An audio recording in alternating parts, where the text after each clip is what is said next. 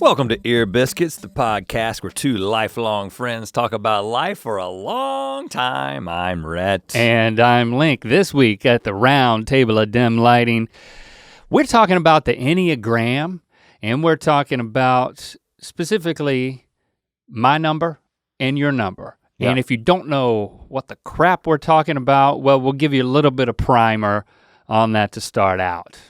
Yeah, I mean, okay, you know I'm Mr. Disclaimer, so I'm gonna give you a few disclaimers before we get started. First of all, Ronstadt, don't forget. The first disclaimer is the third episode of Ronstadt is out, and this is where you get to meet one of Link's characters. I think my favorite character that you play is Gus Twitty, but this is— Oh, really? This is a— Knee Slapper is my favorite. It's a very good character as well. Yeah, you get to meet Knee Slapper, episode 3 of Ronstadt, so wherever you get your podcast, it's scripted. You can catch up at any time. Get on the train. Few disclaimers. The first disclaimer is, for anybody who knows anything about the Enneagram, you already know that everyone did their Enneagram podcast like 4 years ago minimum, and so we're late to the game. And these disclaimers are actually coming through my wife, who is the most knowledgeable person I know about the Enneagram. So just to let you know, this is from Los Angeles. Jesse Lane Interiors. Oh gosh, I don't. But we're not. That's not the podcast we're doing anyway. This is the bigger disclaimer is what she wanted me to do. She said, "Don't tell me you're doing an episode on the Enneagram." She said, "Are you going to do what everybody does, and you're going to not bring on an expert to talk about the Enneagram? You're going to talk out of your ass about the Enneagram, and you're going to misinform and miseducate." And I said, "No. That is not what we're doing, because we are not trying to educate you about the Enneagram. We are talking about our experience with the Enneagram." But just in case you're the kind of person who wants to be oriented to what the Enneagram is, if you're not already, in order to then enjoy or appreciate the discussion that we're gonna have, I do encourage you to go to other sources to figure out what the Enneagram is, because we're gonna give a very brief explanation, but this is not comprehensive and it's not meant to be authoritative in any way, okay? Man, you're really hedging. You almost sound like a one, like a perfectionist who's like, if I'm gonna be criticized for this, I don't wanna do it. A self-pres 3 is the closest to a 1 of any spot on the Enneagram. Now, but the other thing I'll say along that lines is there's a bunch of great sources. I'm a little bit biased towards the Enneagram Institute just because it's a website, not a book, so it's really easy to go to and it's free. And you can go over there and you can get a brief description of the different personality types, and you can get a brief description of what the Enneagram is in general. And there's a lot of information for free. You can also take the test, which I do think you have to pay for on the Enneagram Institute. Anyway. But the thing that we really want to talk about is just kind of explore our experience in being exposed to the Enneagram and starting to understand what our numbers are and how that has impacted how we think about ourselves, how we think about each other, and the people and other people that we interact with, like our wives. We're thinking we're gonna make this a two-parter because today we're gonna talk about both of our numbers and our experience with that. Right. And the insights we've gained into what makes ourselves tick. And then probably next time we'll spend more time talking about how different numbers relate to each other, how the fact that I'm a 3 and Link's a 1, like what that means in our relationship, the way our marriages function with the insights that we've been given by learning about the Enneagram. But let's just start just really quickly, just saying a couple things about what it is. Okay, so you hear the word Enneagram, it sounds a little bit like pentagram. It kind of looks like a pentagram. Well, it sounds like kilogram because too. It is a 9-pointed diagram that essentially represents the fact that there are, or the idea, I don't want to use the term fact because this is not scientific, this is very observational. A 9-pointed symbol, this sounds creepy, man. The idea is that there are 9 personality types. Now, this is not astrology. If you're into astrology, good for you. I don't believe in it, but astrology is based on the idea that depending on at what time you were born during the year, there are certain things that are true about your personality. The Enneagram has nothing to do with that sort of idea that there's some sort of cosmic thing determined about you based on when you were born. I think of it more like the Myers-Briggs personality test, but that kind of sells it short in terms of the history of it. And wouldn't you say? Yeah, well, I'm gonna just read to you something from my favorite website, the EnneagramInstitute.com. Okay, from one point of view, the Enneagram can be seen as a set of 9 distinct personality types, each number on the Enneagram denoting one type. It's common to find a little of yourself in all 9 of the types, although one of them should stand out as being closest to yourself. This is your basic personality type. Now, everybody emerges from childhood with one of the 9 types dominating their personality, with inborn temperament and other prenatal factors being the main determinants of our type. In other words, this is mostly to do with discovering who you are just genetically. This isn't necessary. I mean, you can argue about how much is nature and how much is nurture, but this is just based on observation. It seems like there are 9 sort of dominant types of personalities that people can exhibit. And for me, and I think that I'm speaking for Link as well. I mean, the main, like, okay, so what's the point? What do you do? Why are you into this? And why has this been impactful or impactful? I mean, you just said the same word twice. For me, but I emphasize a different syllable. The main benefit is the realization that I am not my personality. That's actually a huge part of this for me, because we tend to get confused and tend to think that we are the way we act and the way we think, right? But my personality and your personality is a protective shell that we have constructed to protect our inner self, right? This is something I explored in therapy, and the way the Enneagram kind of lined up with it was pretty awesome. And the more that I understand my personality, the more that I understand what the shell is and how the shell was constructed, the more transparent it becomes, and the more I can look through it and see my true inner self. And that's good for me personally, but it's also good for my relationships, because I'm able to experience my true self, express my true self, but also let you, as someone in a relationship with me, experience my true self. My experience is that it's a nice companion knowledge base to therapy. Now, I don't actually talk about the Enneagram in therapy. Sometimes I might refer to it, but I access some of the things that I'm learning in those conversations in therapy. And so it can definitely be very insightful, or I'll also say heavy. You know, it can really help you get access into, you know, what's going on inside, and then help you understand why you're doing the things that you do and respond to certain situations. And that's a very rewarding process, but it can also be, you know, it's work. It can, and it sometimes, you know, it can be painful, you know, to get into it. But I'll say also, as I was exposed to it through our group of friends that were into it years ago, it was also fun, because I felt like all of a sudden some things kind of clicked into place, and I understood things, and I could, you know, all of the quirks that I have, and I got plenty, I didn't feel as alone or as weird. I still love to celebrate my weirdness and my uniquecy, but there was a bit of validation that, like, oh, I'm not alone. I can, as much as I want to, I can apply the labels associated with one and feel not so alone.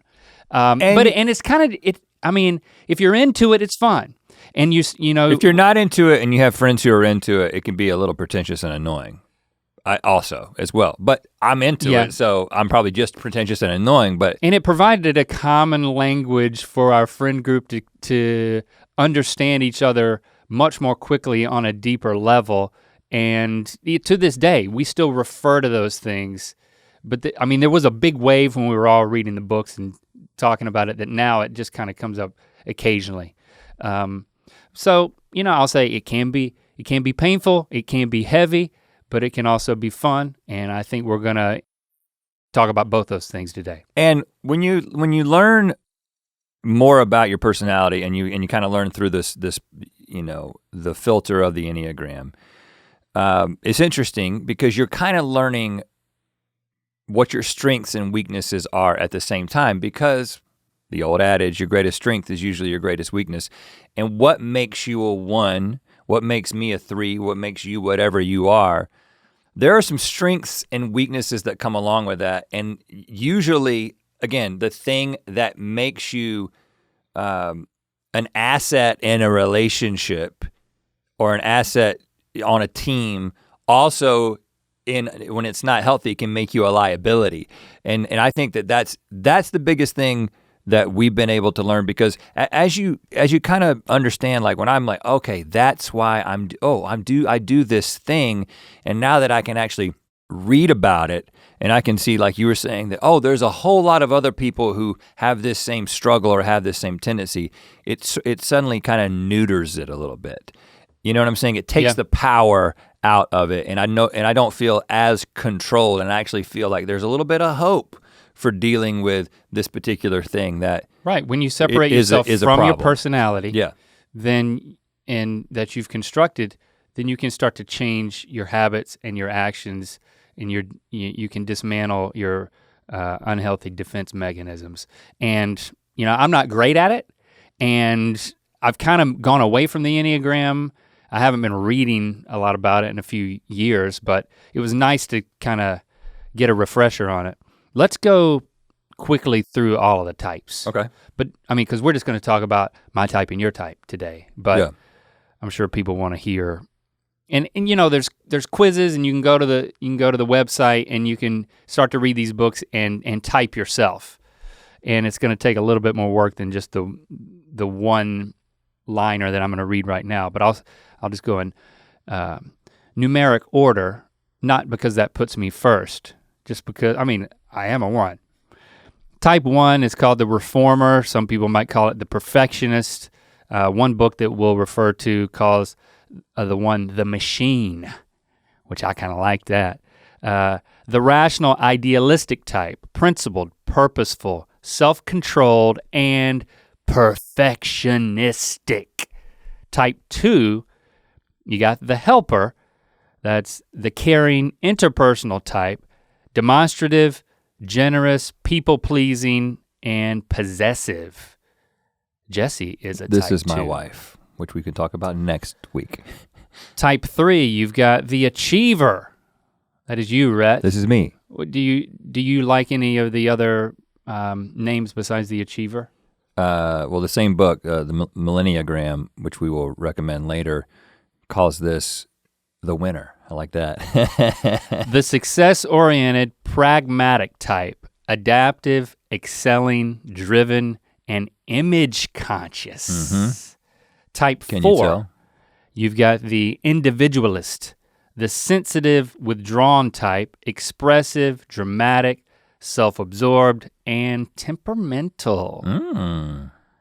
Type 5, the investigator, the intense, cerebral type, perceptive, innovative, secretive, and isolated.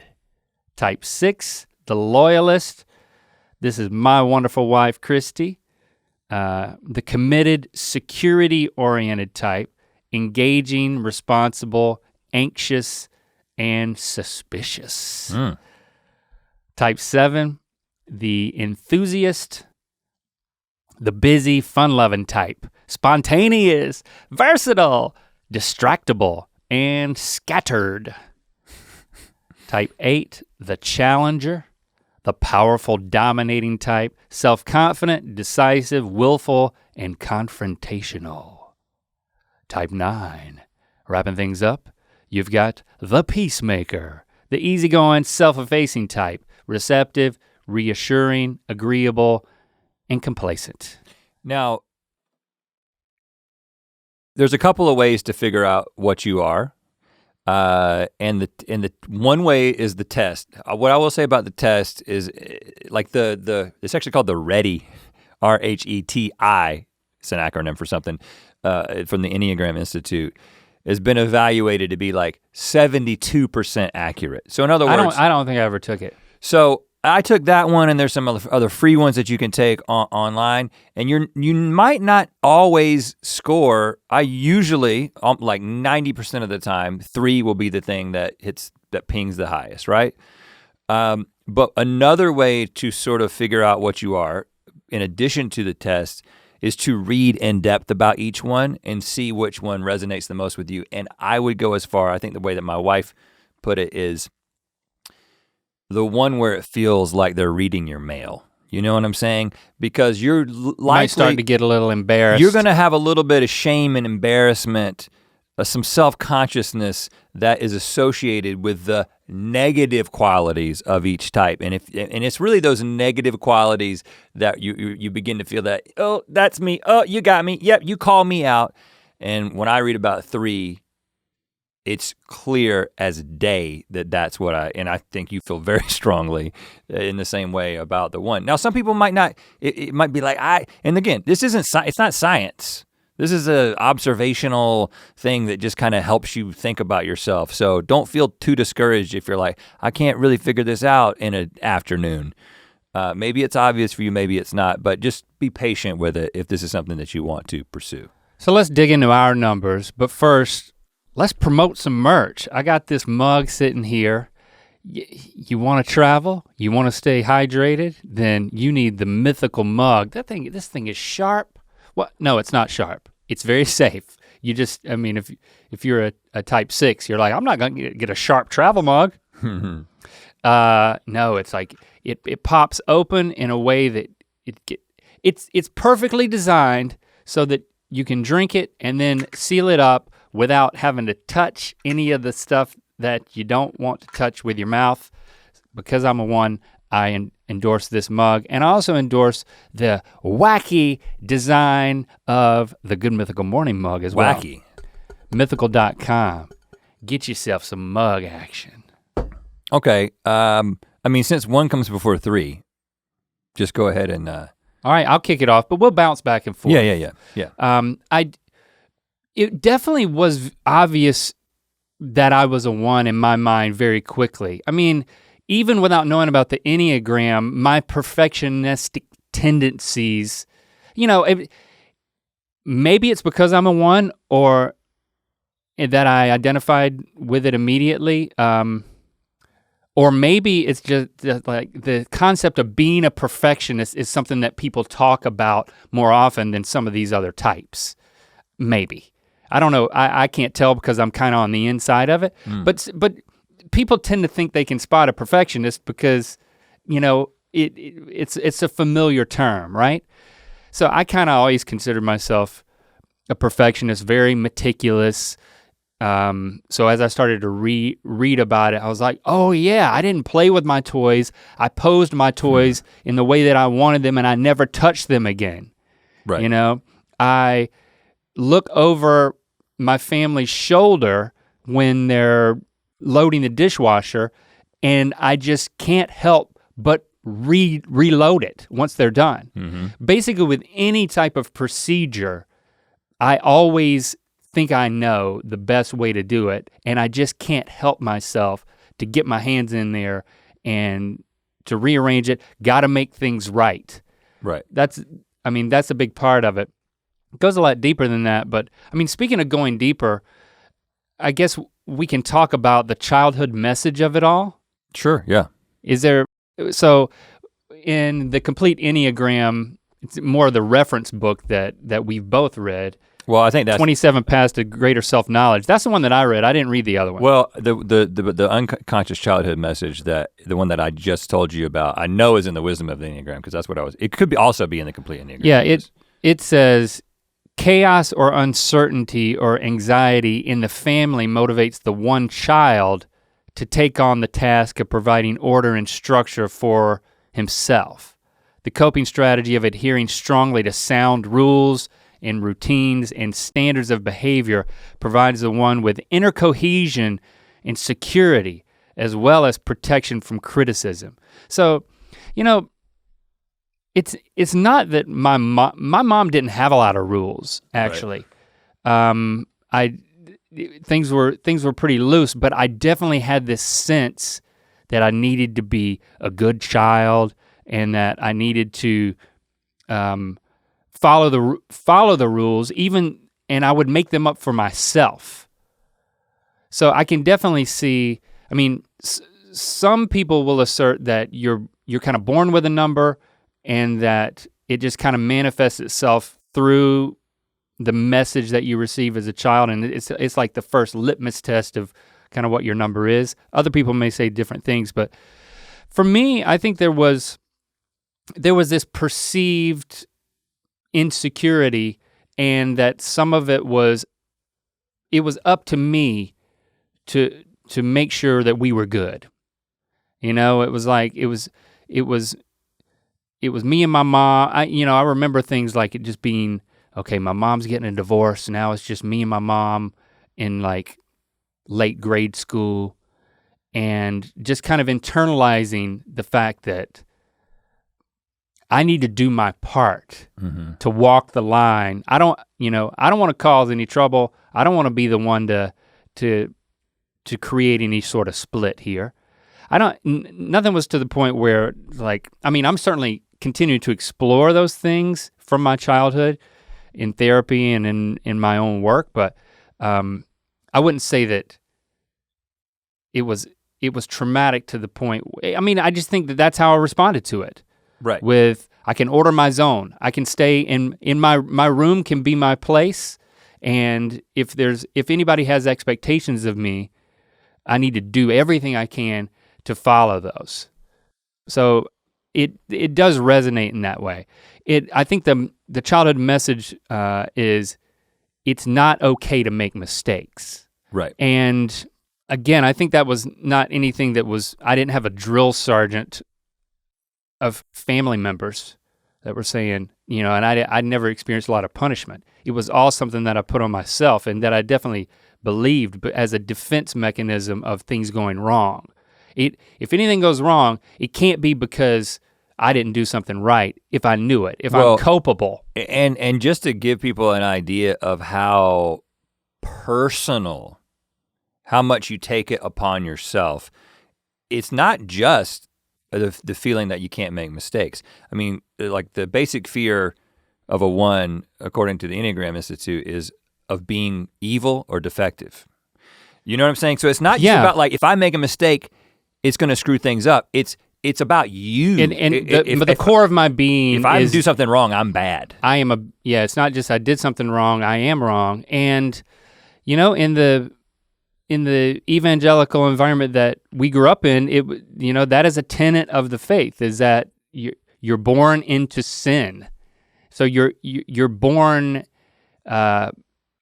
guilty and in need of punishment. You deserve punishment. Just by virtue of being born and existing. And I never questioned that.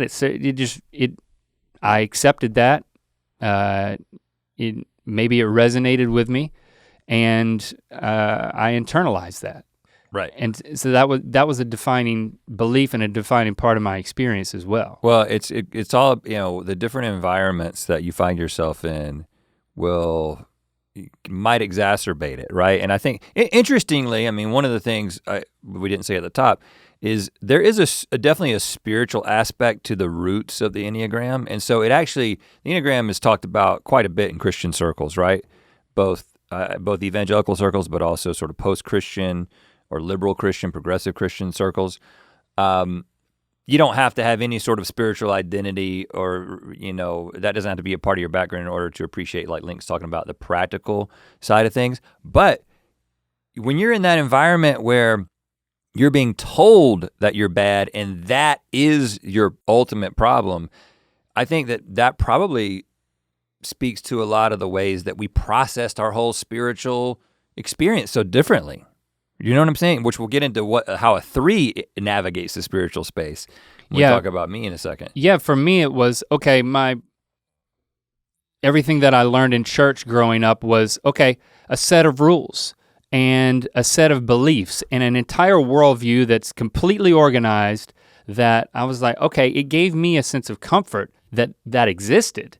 All I had to do was live up to it and follow through with the actions. Oh yeah, and that's not ultimately the point of it, but that was certainly what I fixated on. Right. It wasn't a connection and a relationship with God. And if you replay my spiritual deconstruction episodes through this lens of being a 1, it definitely makes sense, and it's helped me process it. Another part of it is, like I said, protection from criticism, like trying to do everything you can so that someone else can't point out your fault. You know, I think about when I was dating Christy, and I was reading all these books. I wanted to do it right. You know, my dad, I never lived with my dad. You know, he left when I was 2, and then my mom got remarried. And then there was a divorce. I don't think I ever blamed myself for either one of those things, but how I internalized it is a different question. And I could definitely see when I was dating Christy, I was like, I wanna make sure I do it right. I wanna read all the books so that no stone is left unturned with this decision I'm gonna make. Should I ask her to marry me? And I remember this summer where you were trying to figure this out, and you were like asking all these questions, and you were like weighing all these things. You were meeting with other people. There was like pro-con list that I would make, and it was as if someone was looking over my shoulder, analyzing my choice, so that if they said, why are you doing this? I would have all the reasons. Yeah, and not having any, I mean, we weren't very in touch with who we were at all in college, but you know, I just interpreted it as Lane's being weird about this decision. It was as simple as that, because I specifically remember just telling you, I was just like, do you want to marry her? Right. If the answer is yes, then just ask her to marry you. It was, for me, I had tried to simplify it to that level, and then you were like, no, it's not that. How could you just make a decision based on what you want? My mom always tells the story of when we went out to dinner, and I was like, Mom, I looked her in the eye, I was like, Mom, I think I love her. And she was like, you think? Of course you do. You know, it's like, finally you're figuring this out. And poor Christy, it's like she had to wait for me to like justify the fact that I loved her to some, and it wasn't to God, it was to like any outside criticism, so that, again, I just didn't want to make any mistakes. And as a 1, you don't want to, having to defend, having to say, yeah, I didn't do this right. I didn't look at all the information. I didn't do everything I could have. I was kind of trapped, and I robbed myself of a lot of the experience of experiencing falling in love with Christy and being in love, and I would apologetically explain love as something that wasn't a concrete reason. So you were trying to break it down to something that was even more pragmatic than it can be. I mean, what's the childhood message for the 3? Or start wherever you want to. I don't have the perfect episode in my mind that I want you to adhere to. But you're really resisting. You're really resisting. Oh yeah. So here's one way that I knew I was a 3. The day that Jessie told me about the Enneagram, and she said, there are 9 personality numbers. And I was like, which one's the best one? I was joking, but honestly, that's how a 3 approaches every single situation, is how can I be the best in this environment, with this challenge, right? So again, little description of the 3s. Again, the achiever, the performer, the winner. 3s are self-assured, attractive. Now, the reason that it says attractive is not because you're naturally good looking. It's that you're image conscious, so no matter how ugly you actually are, even if you don't have a chin, right? You can grow a beard over that chin and be like, that guy's not bad looking. Don't shave. You see what I'm saying? That's what a 3 can do. Charming, ambitious, competent, energetic. They can also be status conscious, and highly driven for advancement. They're diplomatic and poised, but can also be overly concerned with their image and what others think of them. They typically have problems with workaholism and competitiveness. Who's that? What? At their best, self-accepting, authentic, everything they seem to be, role models who inspire others. So the childhood message, and this is interesting, right? So on the surface, it's something that I think many of you can relate to, and that is most parents, and I'm one of them, make the mistake of sort of giving praise and rewards and love to your children when they do things well. They make good grades, they perform well in sports. And some kids who are 3s, internalize that message to this hyperdrive level where they actually begin to attach their own self-worth to having pleased their parents. So this doesn't mean that my parents did something wrong in telling me that it was good to make good grades or that being good at basketball was something they were into. It's that the 3 takes that and builds an identity that is based on what someone else wants. So they call the 3 the chameleon in a lot of ways, because what they can do is you put us into a situation, put us on a basketball team. We're gonna figure out how to be the best player on the basketball team. Put us into a classroom. We're gonna figure out how to be the smartest person in the classroom. And if we can't be the smartest, we're gonna be the best person who's giving a speech. We're gonna find something that we can do. And if we can't do it, if we start thinking, well, I actually can't cut it here, we bail. And we go to all the other things that we can do and we learn how to navigate and be good at it. I see this pattern repeated so many times in my life, academically, with sports, with our career. You know, they're the ultimate fake it till you make it, right? 3s will go into a situation knowing that they do not know how to execute or be good at something, but with this belief, I'll figure it out. I'll get into the situation, I will adapt, I will learn, and I will come out on top. And there's just this pathological belief that that's how you can approach everything. Now, bullshit artist. Well, we can be very deceptive and we can be, a lot of politicians are 3s. Bill Clinton? I got a list here, yeah. But Michael Jordan? Now, is he a politician? I mean, a lot of people who have succeeded like Tiger Woods is a 3. A lot of people who have succeeded sort of exceptionally in a particular field to a maniacal level happen to be 3s. Oprah. But what are we running from? Why? Why are we like this? Why am I like this? So, you know, I think this is the thing that has been so impactful in the beginning of transformative as it comes to like my therapy and exploring these ideas, is that actually our basic fear is of being worthless. The unconscious childhood message that we received was, not that we received, but that we latched onto. Again, I wanna make sure that this isn't coming across as like blaming your parents did something. This is what we latched onto because of our disposition. The message that I received and believed was, it's not okay to have your own feelings and identity.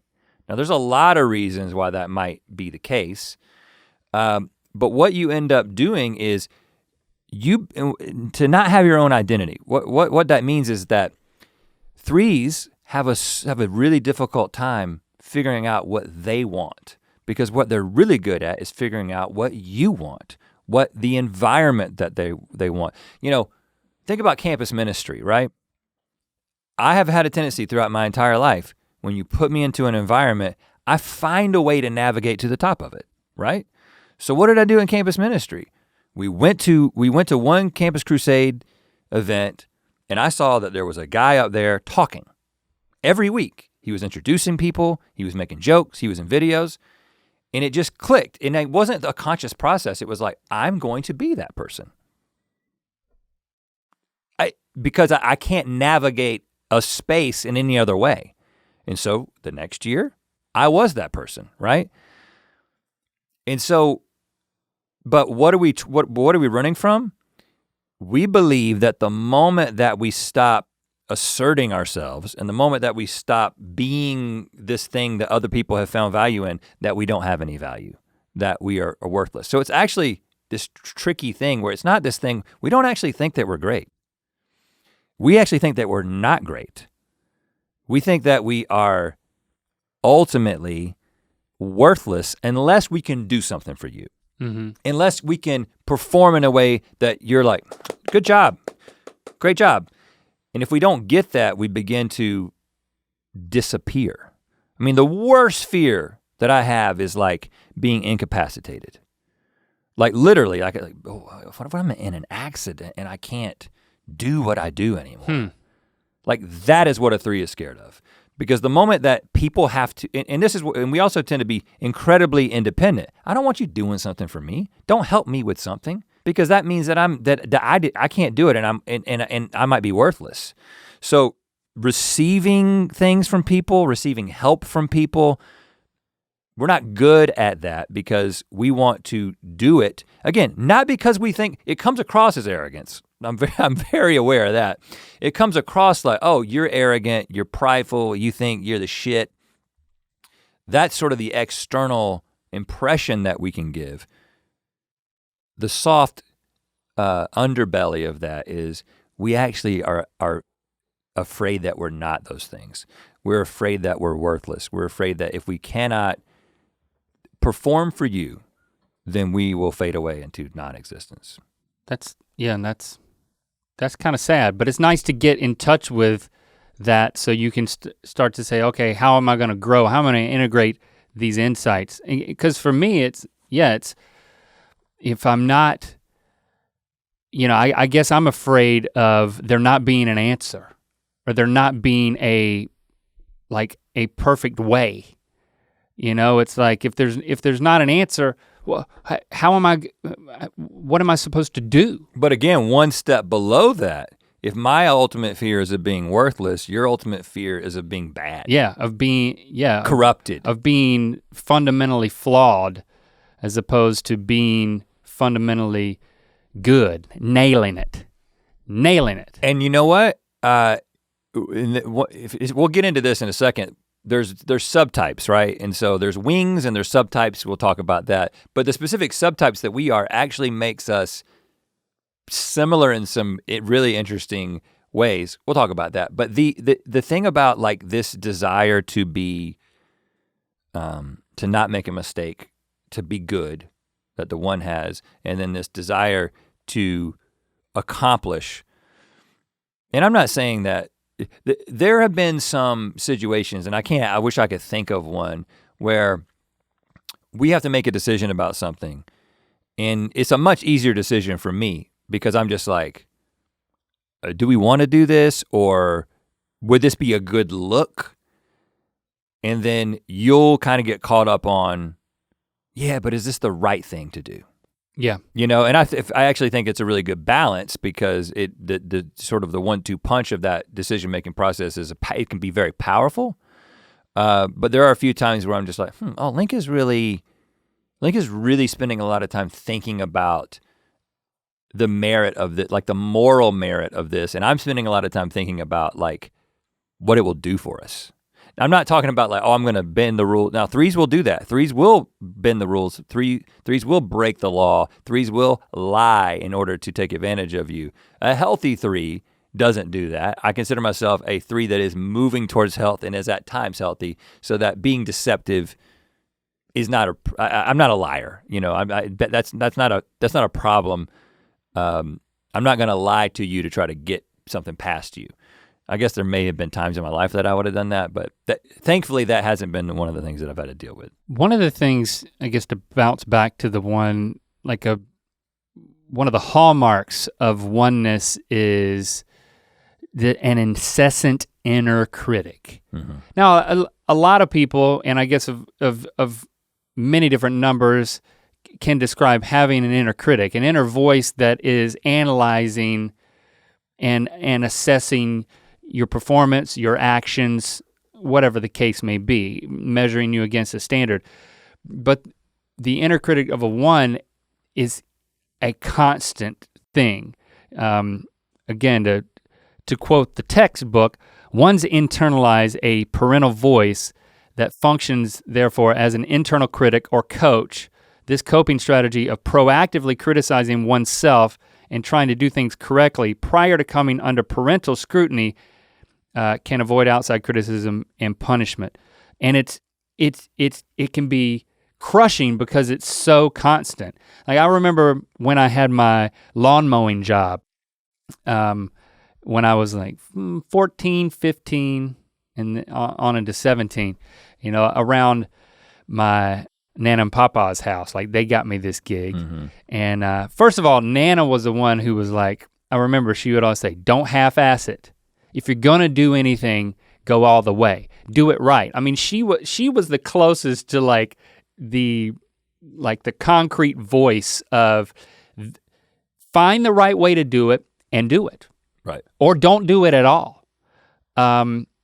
Chew your food 30 times. Right, you know, take that to chew heart. your food a lot. It was probably, and she might have never said 30 times. She might have just thrown that out there as like a ballpark figure, which is really high. But to me, that was like, okay, now I know I'm gonna count 30 times every time.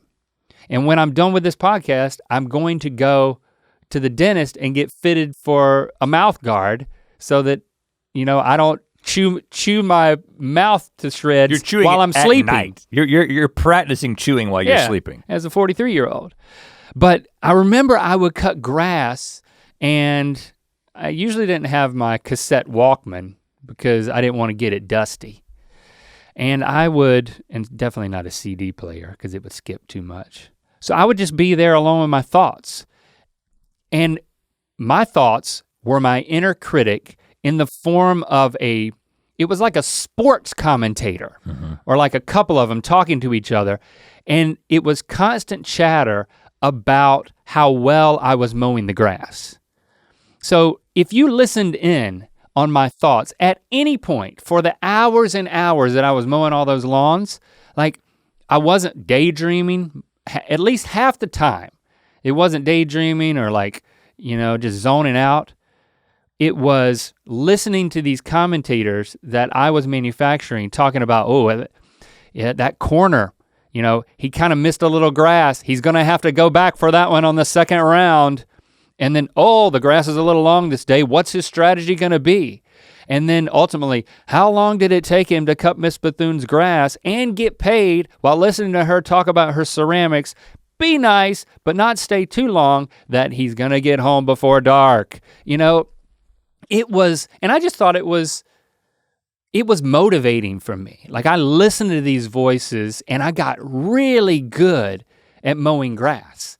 But it wasn't an outlet. It was a barrage of assessment. Well, it was constantly there. It's striking how similar the inner thoughts, inner dialogue of a 3 is to a 1, to hear you say that. So for me, here's a standard of perfection. I'll use the word achieve. Are you achieving it or not? But I guess your inner critic is saying achieve something different. No.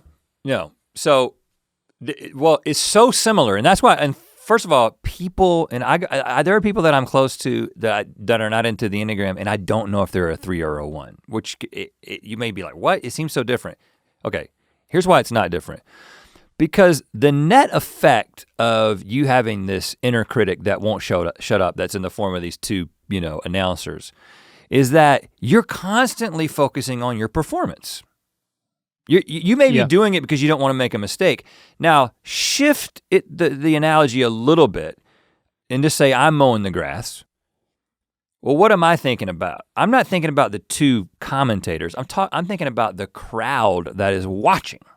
I'm thinking about the audience. So I don't have an internal critic. I have an inner audience that I am performing for constantly. I told my therapist about this, and a lot of times, frankly, it's my parents and my brother. It's my family. It's my immediate family. Like, I'll be doing something as a 43-year-old man, I'll be doing something stupid, like cleaning a window or painting something or changing a tire on my kid's bicycle. And I picture them watching me and saying, he's doing a pretty good job with that bicycle tire. I mean, now, of course, it manifests itself in things like, oh, well, he's on the Tonight Show, or he just won an award for that show that he makes on the internet. But it is these inner audience that I'm performing for. When you talk about that they're always there. The cloud of witnesses, they're always there. They're always watching, and I hope they're always impressed, right? And if I'm by myself, one of the things I struggle with when I meditate is the moment that I begin to focus on my breath in a way that's actually not encumbered by my thoughts, which is very difficult for me to do. The moment that I focus on my breath, the audience is like, he's doing it, he's focusing on his breath. It's like, and it goes right back to having to perform. And it's the most difficult thing to shed and to let go. But again, if you're just watching somebody on the outside, you just see two guys doing a really damn good job cutting grass. One guy, Link, the one is competing against this inner standard that he's established for himself. And the other guy, who's doing a really good job as well, is thinking about the guy across the street with a mower and how he's better than him, how he's doing a better job than all the other people who might be mowing. And he's obsessed with not just beating his own standard, but beating the standard. What's the standard for mowing in Lillington? Whatever that is, I'm going to the top.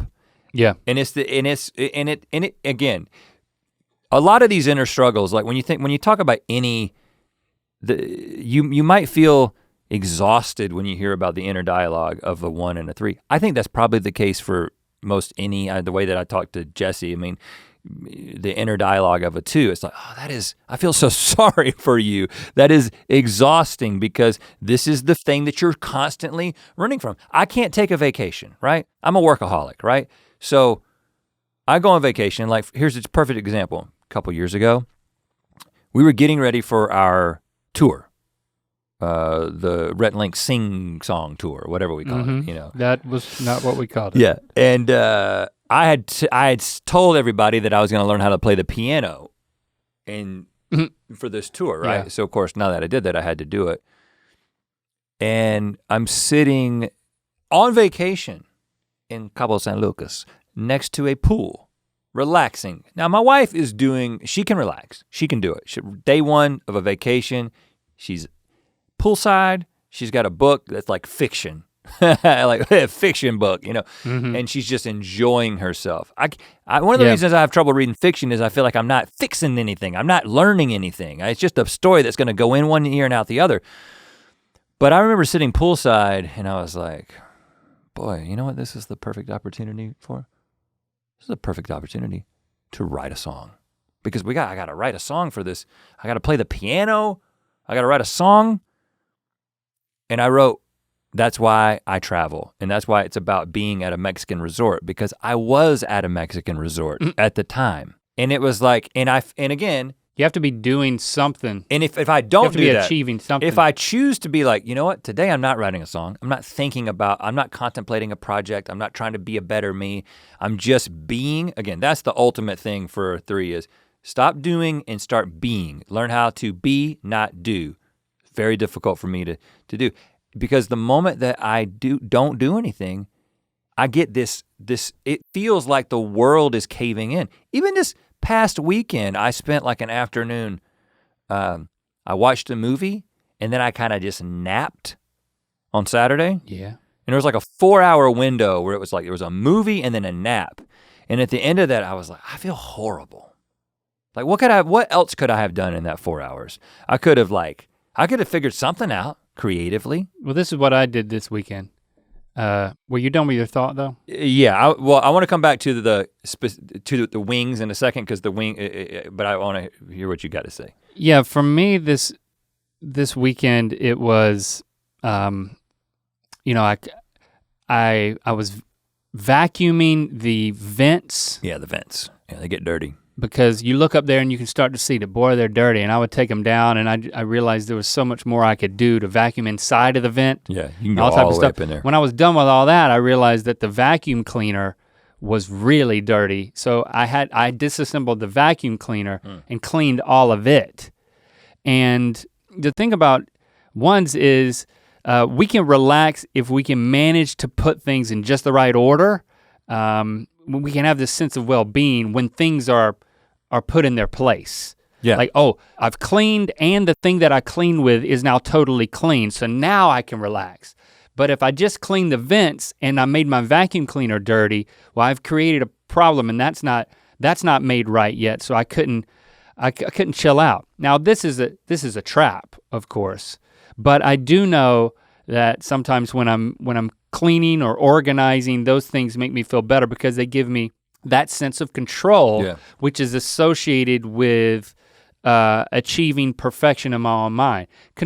Control is really for me like nailing perfection. Yeah. So it's not about whether it's out of my control or in my control. It's whether I can achieve a result with control. Mm-hmm. And there's plenty of things that I get very sensitive to signing up for things if I don't know how to get to the end goal of perfection. Like if it's open-ended or if I feel like it's a big commitment and I'm not gonna be able to, if I get 80% or 70%, even if it's a friendship. Remember that story I told about the guy who was just like, he was just a friend who wanted to continue to be a friend and I broke up with him because I didn't feel like I could be a good enough friend to him. Yeah. So I like preemptively just broke up with the guy. I mean, that's what was behind it. Well, and this is another area where the threes and the ones are so alike. In fact, the 3-1 combo, which we'll talk more about next week, there's actually a nickname for the 3-1 combo. Oh, don't tell it. I don't know what it is. It's okay. But basically, it's the combo of numbers that will accomplish the most if you put them together. Oh. Because they're both ultimately super committed to results. And again, okay, so the one, like what you're saying is you're hesitant to enter into a situation if you don't feel like you're gonna be able to do it and you're gonna be able to control it. A 3 will gladly, they will sign up, we will get right in. We have no idea, we haven't been educated in this area, we've never done it before, doesn't matter, we're jumping in. The moment that we begin to believe that we will not achieve, that's when we bail. Most 3s. And for me, I cannot bail.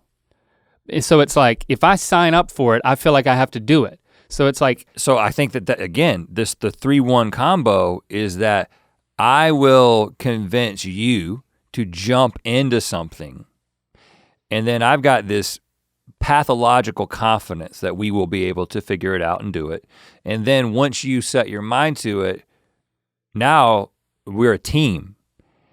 And so it ends up like, again, we kind of talked, before we understood the Enneagram, we talked about it with like the analogy of like, you got one guy who gets the ball rolling and you got the other guy who keeps the ball rolling, a starter and a finisher. And that is how it manifests itself a lot as 3s and 1s. Now, interestingly, as this relates to, I wanna talk about the wings a little bit. So an aspect of the Enneagram is that you can be a number with a wing, and the wing is the number that is immediately adjacent to each side of you. So I could be a 3 with a 2 wing or a 3 with a 4 wing. And you can also be a 3 without a wing, right?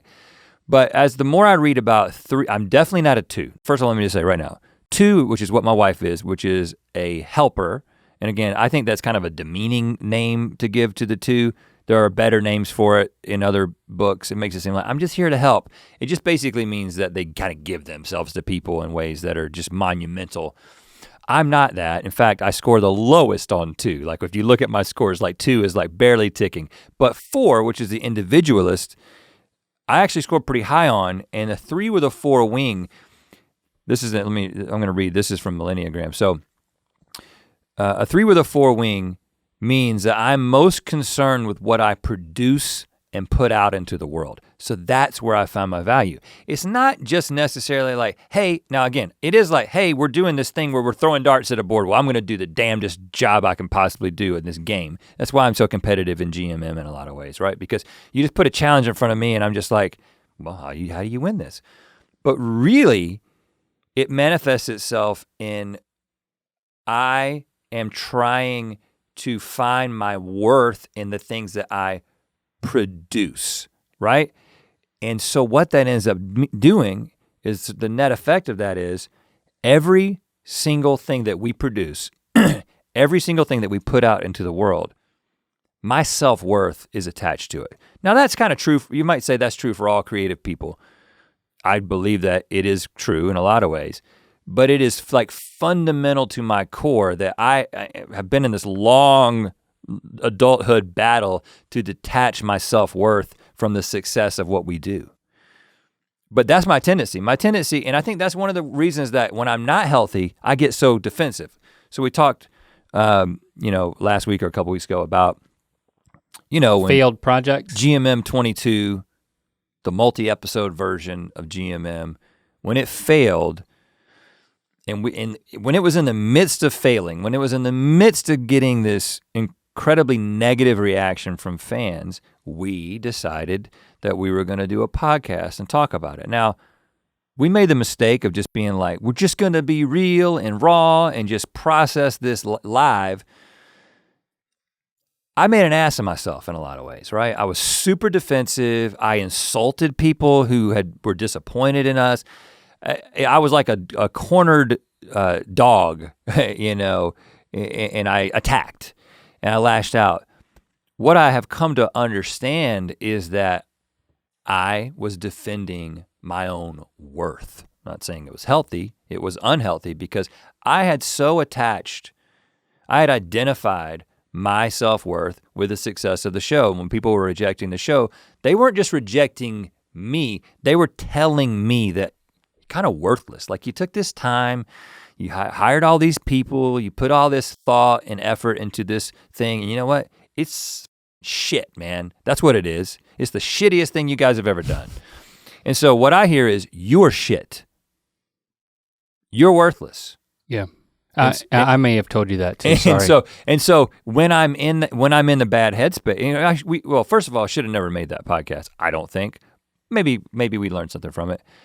But if I had to go back, I think there was a way to process that rejection in a healthy way. But that wasn't what I did because as a 3 with a 4 wing, it's about the things that I bring to you. I'm like, here's something else. Here's a book. Here's a concert. Here's a song. Here, you know what I'm saying? I'm constantly bringing you things, and I'm like, am I worth something now? Is it okay? Am I enough now? Can I stop? That's the process that's going on. And they talk about the emotional passion associated with each one. What is that for a 3? The emotional passion? Yeah. For a 1, it is anger. Oh, yeah, for 3 it's deceit. Okay, so I don't know how that plays into this because to me it feels like, the thing that I access is that, okay, 1s most often feel resentment, which is a kind of a low-level background, tamped down anger that things aren't as they should be.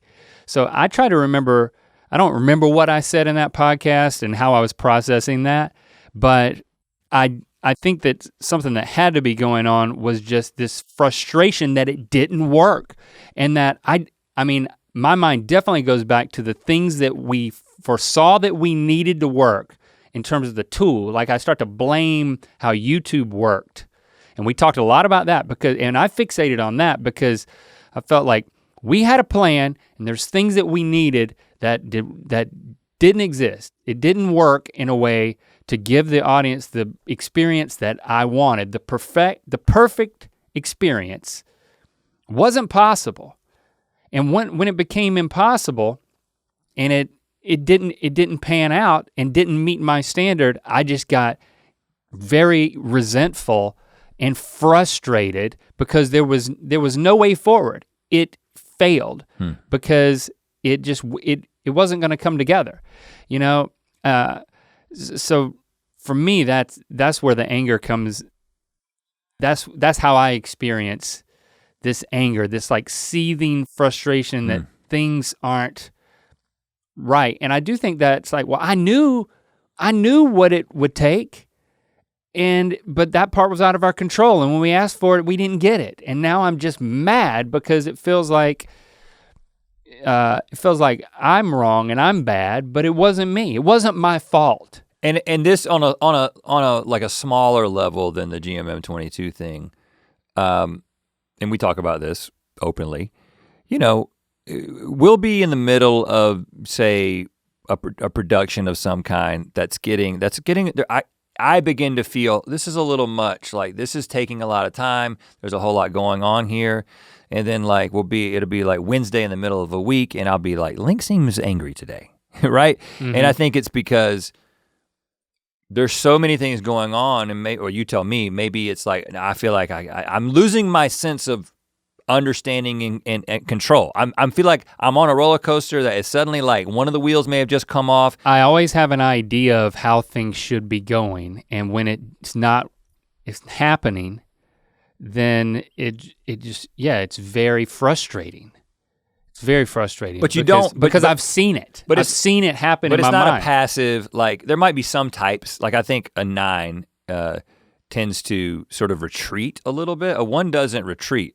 A 1 turns up the volume. I can fix this. The aggressiveness. I can. It's not too late to fix this. And we talk about that sometimes. I'm like, you're being a little aggressive. Right. Being a little aggressive right now because you're like, if I could turn up the volume on this and we could just get through this. If I can dig my claws into it deeper and start to steer it or mold it, then maybe it's not too late.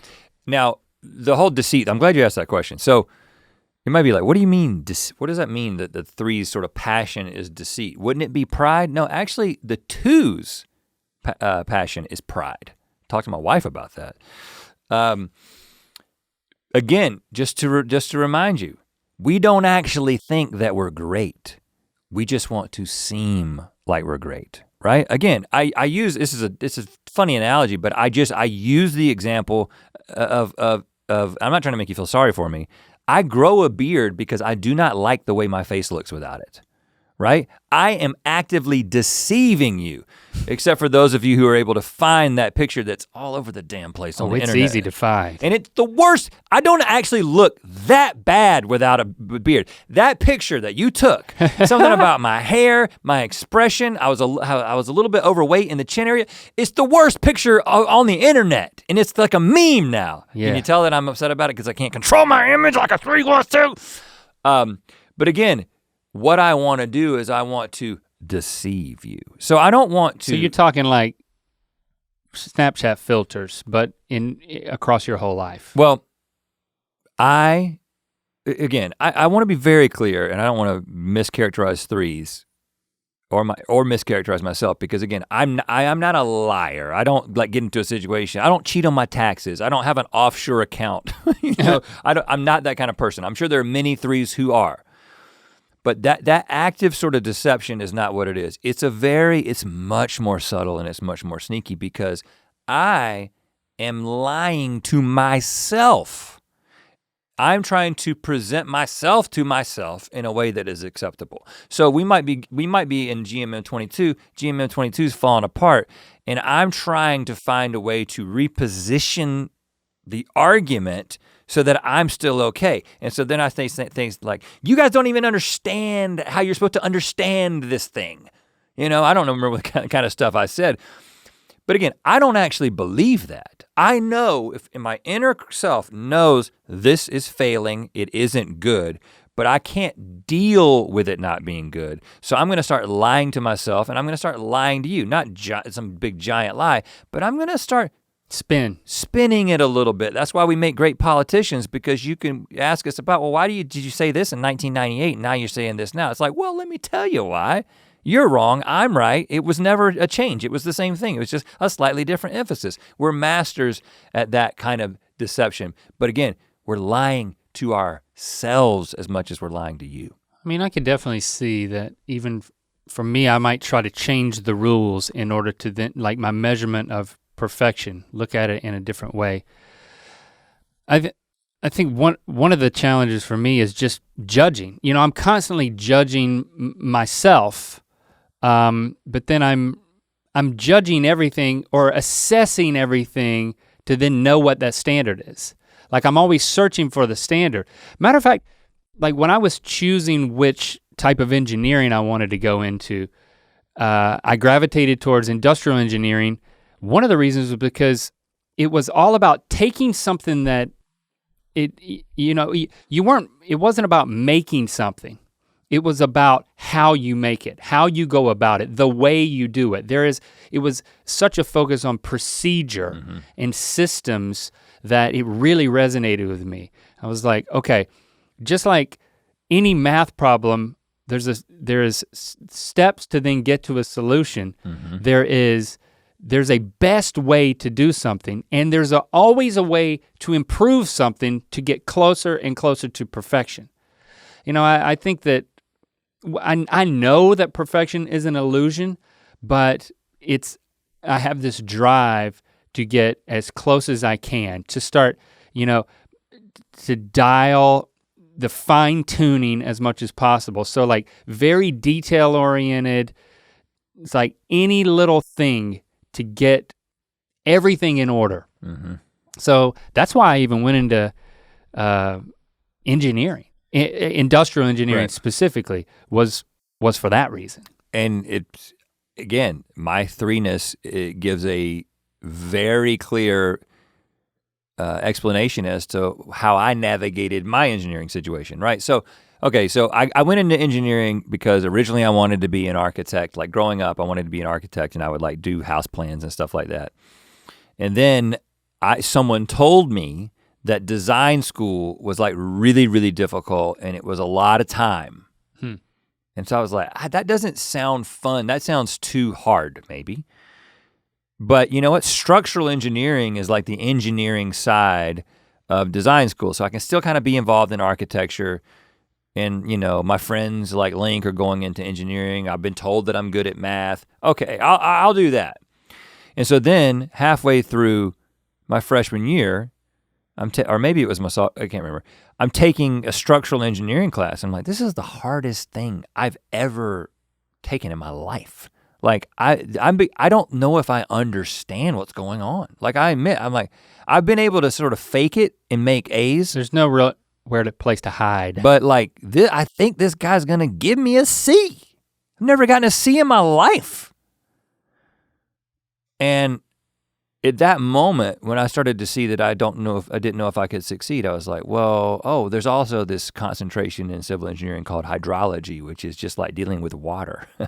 How hard is that? Oh gosh. Right? And so I switched over to like straight up civil engineering with a concentration in hydrology, and it was easier and I had more fun, right? But again, it was the 3 in me. It was the 3 facing an obstacle that he thought he couldn't actually, again, I got myself into it. I went into engineering, but once I was like, oh, you actually can't succeed in this lane, I shifted. I think another thing for me is like now, everything we do has a postmortem.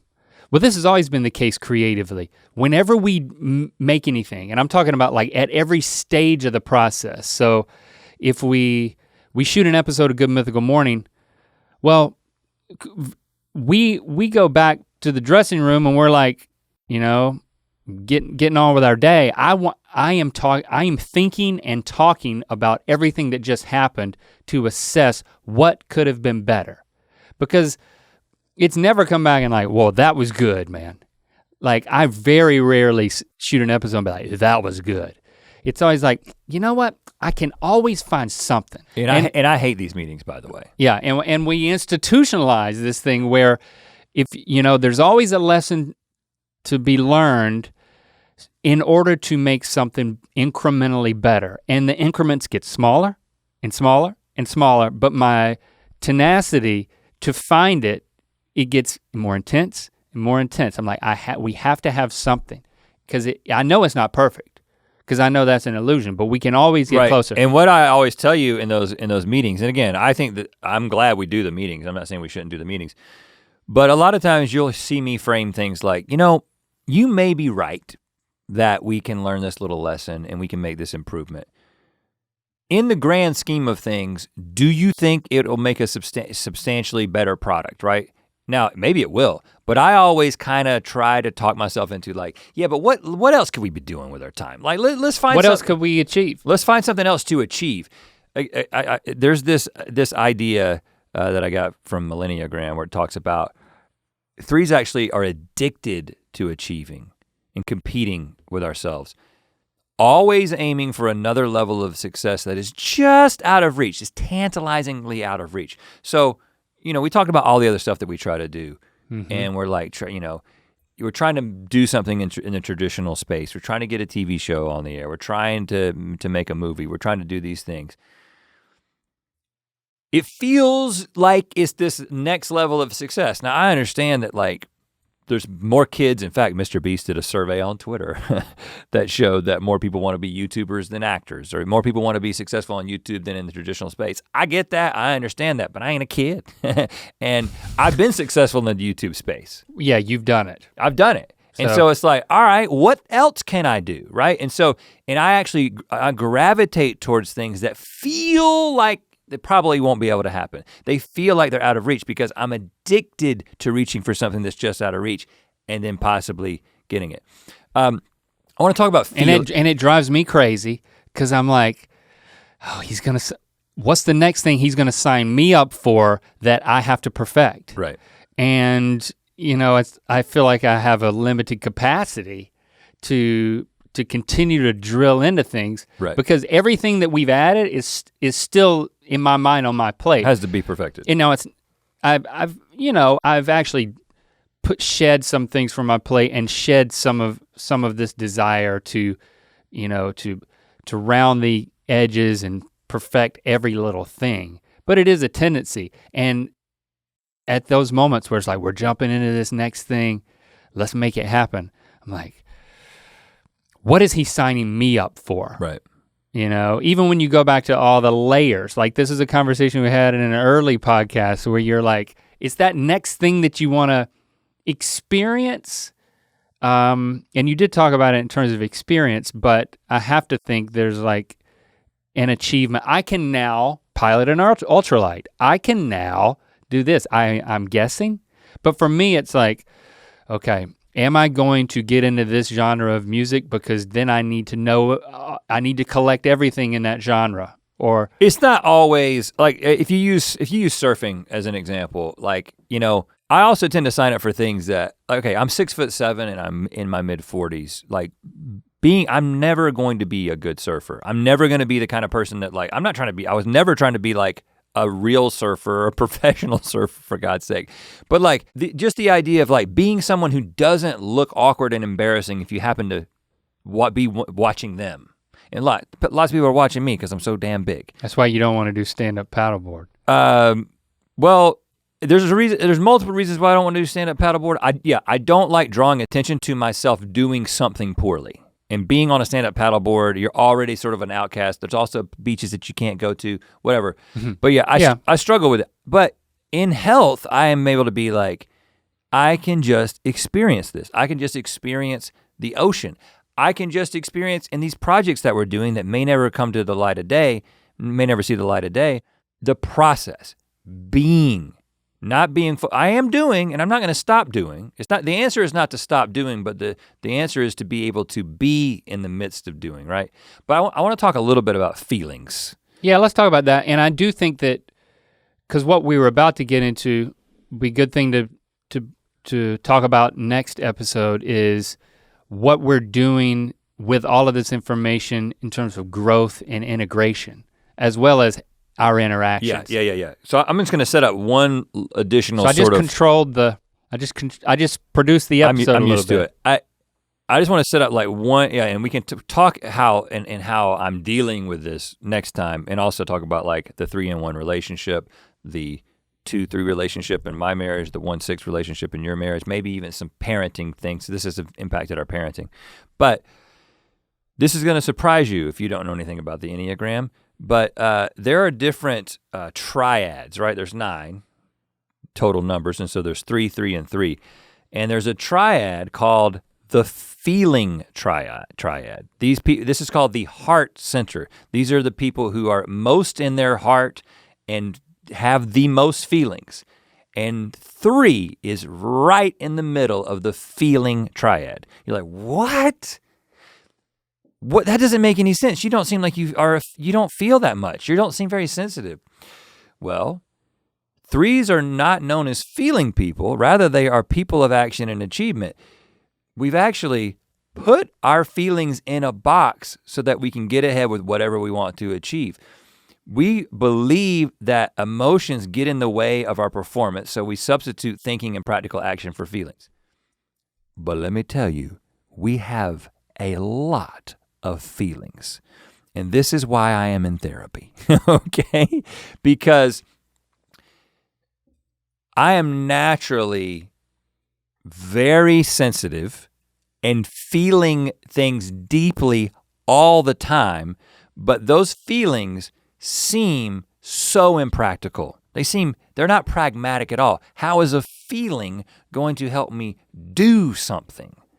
And so we become masters at putting a dam up between us and our feelings. And let me tell you, that dam cracks. And that dam can burst and it can make things happen weird in your body, and it can give you lower back pain, and it can give you almost a detached retina or whatever it was that happened to me. I know it wasn't that, it was something else. It can manifest itself in health problems, which I've had a lot of them, skin conditions.